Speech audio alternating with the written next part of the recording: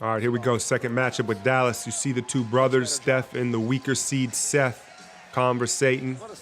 Now, not many people take Deron Williams serious anymore because he almost ate himself out of the league, but there was a point in time where I would have taken him over Chris Paul when he was in Utah. And he had the first 7 points of the game. Look at Harrison Barnes. Look how quick he fires this three. He's really a completely different player, in part because of the opportunity and another reason, Rick Carlisle. But you see Draymond taking advantage of Dirk in transition with an awkward dunk. But back to Harrison, what they have him doing is working out of the triple threat. They're no longer trying to make him put the ball on the floor. Just let him use his mid-range jump shot with his size. And like I said, he's a completely different player, and I was honestly impressed. Now, JaVale gets in the game early. I don't know if y'all saw Shackton, but he said, don't mess up in 3 games in a row, JaVale, and I'll keep you off Shackton. So right away, the man trips over Draymond's foot. Now, I want to highlight Steph trying to fight over screens. He doesn't power slide. Right there, you're supposed to power slide and stay in your stance. He turns his hips and starts to run, and that puts him behind the play, easy floater for his brother. Watch Clay do work before the screen comes. He adjusts and power slides, stays in his stance. That's why he's such a superior defender. He's more fundamentally sound. Now watch Steph again, freeze it here. He should be moving his body, adjusting so he can power slide and slip through the screen. Instead, watch what he does. Turns his body and runs into the screen. So he doesn't move his body pre-screen to get in good position. And then Seth with a nice jumper in KD's face. But it was back and forth in the first quarter. Here's an unorthodox Warriors break. You think, oh, McGee's going to get the lob, and then Steph with a tough three.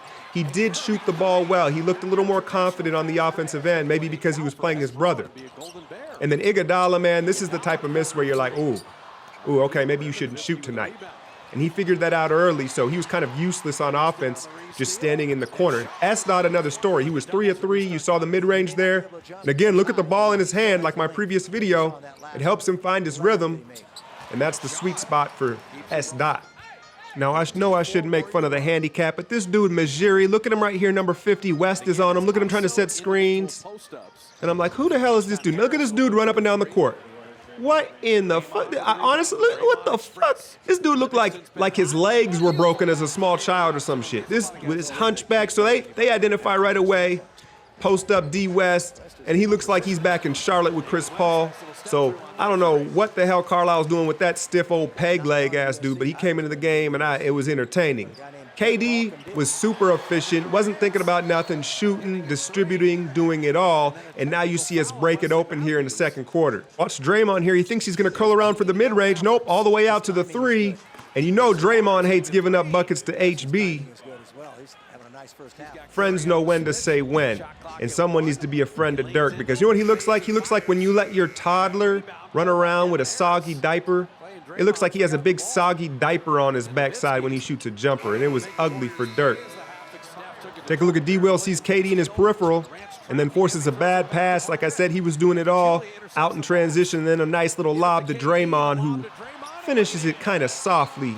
Carlisle with a timeout as things are getting out of hand at Oracle. And, you know, Draymond, you know, he doesn't have the most tops. He's got long arms. And watch him come to the bench here, and he's going to tell Ian Clark, he's like, yo, man, I'd have dunked it. It was a bad pass. Ian's like, yeah, right, nigga. Yeah, right. And then Clay went into zombie mode. And it was cool to see KD feeding him, and just he realized that everybody knew he was hot. His typical not even look at the basket 3 in the corner. And that's when it really blew it open. This is KD's first triple-double as a Warrior, I believe. This time Draymond finishing strong, and the blowout is on. And then Carlisle, look, what in the fuck is that? That's all I'm gonna say, Carlisle, bringing the circus out at Oracle. But in the end, man, that same lack of killer instinct let the Mavericks make this score a lot closer than it actually was. You had KD with that triple-double, Clay with 29, Steph only with 14. But we keep it rolling, man. I think we missed Barbosa and Mo. They really kept the big leads for us last year. All right, that's it for now, y'all. Hit that like, share, and subscribe.